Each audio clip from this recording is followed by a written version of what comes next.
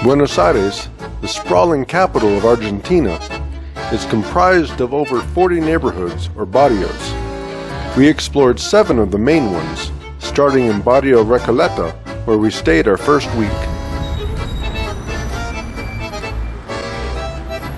A generally upper-class residential neighborhood with Parisian-style architecture, tree-lined streets,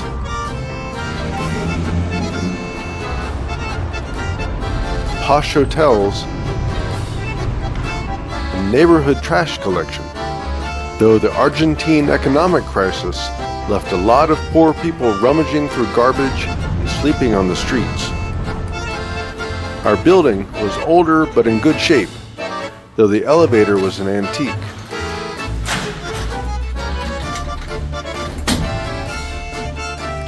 And when we didn't have luggage or groceries, the stairs felt more reliable.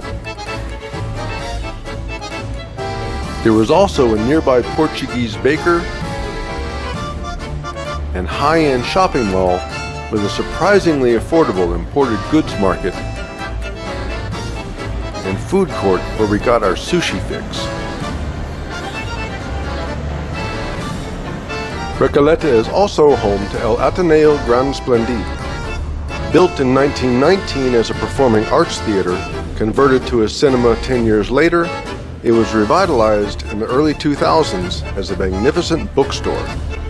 The ornate theater boxes and balconies have been beautifully restored, and the original ceiling frescoes are spectacular.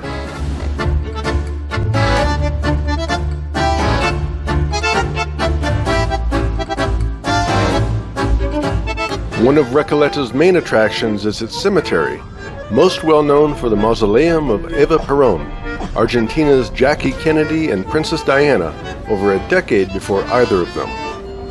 The line was always long and cemeteries aren't our thing, so we didn't go inside. But the area near the cemetery has a nearly 240-year-old rubber tree.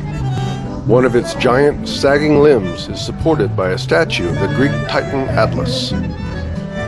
The Recoleta Cultural Center occasionally has free shows and concerts, and this pedestrian bridge is a popular Instagram spot. Getting around and between Buenos Aires neighborhoods is very easy. Uber is available for rideshare. Bike lanes and bike shares are common, but we use the mass transit system most often. Bus routes are extensive, though schedules can be unreliable due to traffic conditions. The Subte metro system is another great option. The network isn't as extensive as buses, but trains were reliable and the fastest way to get across town. One prepaid reloadable card works for both bus and metro. The San Nicolas neighborhood is the political and cultural heart of the city, home to the national government, the landmark Obelisco, and the magnificent Teatro Colón, one of the largest performance theaters in the world. If you don't see a performance in the theater, guided tours are available, which are well worth the time. The acoustics of the main theater are widely regarded as some of the best in the world. Argentina is a land of grilled meat, and San Nicolas is one of the best places we found to indulge. And of course, we had to have a nice Argentine Malbec to go with it. The city walking tour is a great way to get to know Buenos Aires, and one starts right beside Teatro Colón, moving into the Retiro neighborhood and some of the city's many beautiful parks.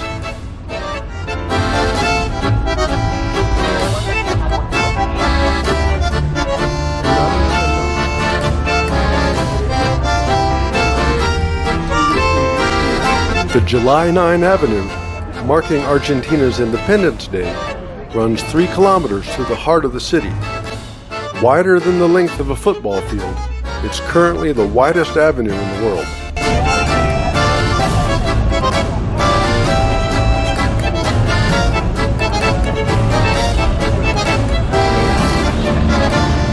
One of the legends of Buenos Aires, told by our tour guide, concerns the Palacio San Martin. Now a government office, it was originally home to Mercedes Castellanos de Ancorena, an Argentine aristocrat and philanthropist. Also a devout Catholic, she was awarded a Pontifical Golden Rose, donated one of her buildings to the Vatican, and was the first Argentinian member of the papal nobility. One of her prized buildings, the 1916 Basilica of the Holy Sacrament, was in direct view of her Palacio San Martin home.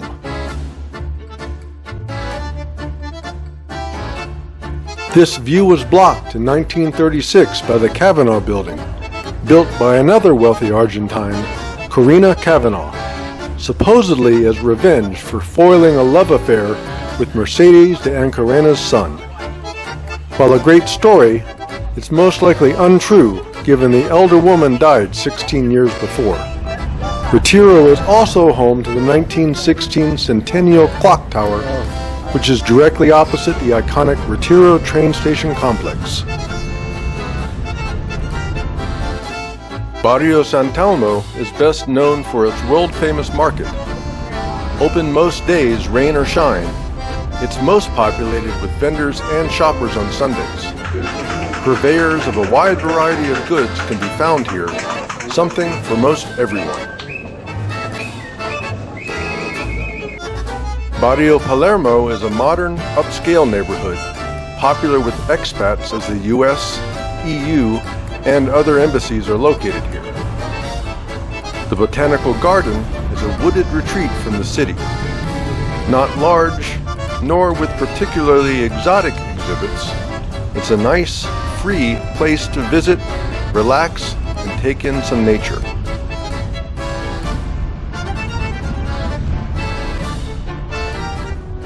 Under 5 minutes walk from the garden, the Museo Evita is dedicated to the life of Eva Perón. Born into rural poverty in 1919, she escaped to Buenos Aires at age 15, was a professional actress and model by age 16, and First Lady of Argentina at age 27. In this role, she became a champion for Argentina's women and poor, running the Ministries of Health and Labor, promoting labor rights, championing women's suffrage, and founded and ran the nation's first large-scale female political party. Argentina's Jackie Kennedy and Princess Diana, she died in 1952 at age 33 from cervical cancer.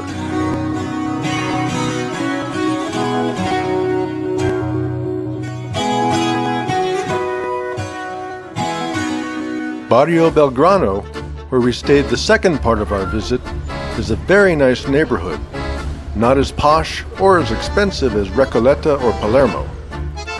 Our place was in another older building with an older elevator. It was mid-April when we moved in, and autumn was in full swing. Barrancas Park, not far from us, was a beautiful little place like many throughout Buenos Aires. On the opposite side is Barrio Chino, a sub-barrio of Belgrano and Buenos Aires Chinatown. It was a wonderful surprise as we always look for good Asian places.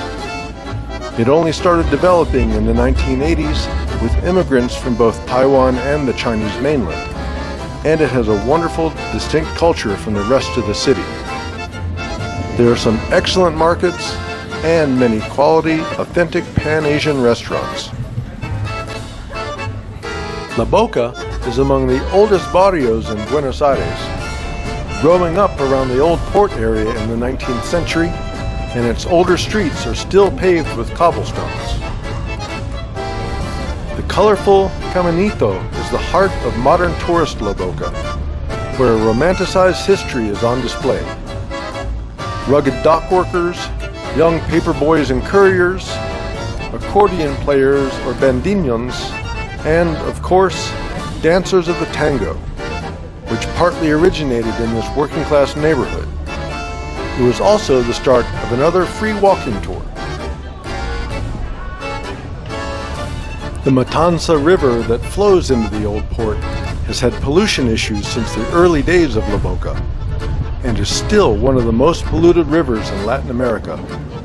A major cleanup project has been started in recent years, including this showcase Flower of Life, using encircled floating plants to filter the water and provide food and shelter for birds and other water life.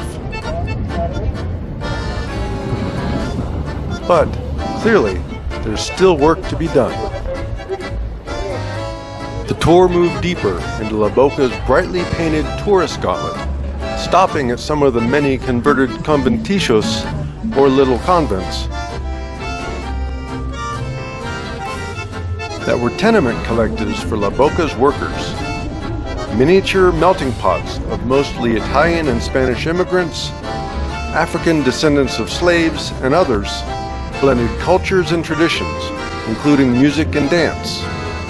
Working-class districts throughout Argentina and Uruguay collectively gave rise to what became tango. Norberto, an experienced bandoneon, gave us a sample of his traditional tango music.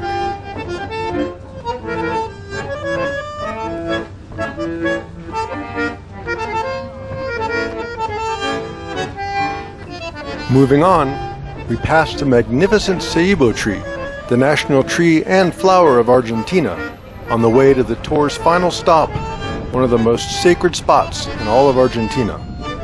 Club Atlético Boca Juniors is one of the most successful football teams in South America,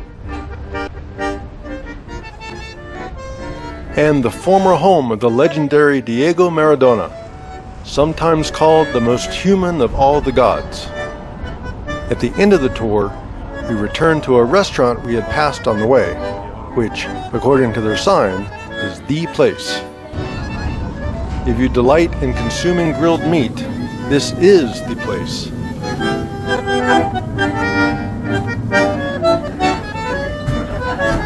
At least that we found in La Boca.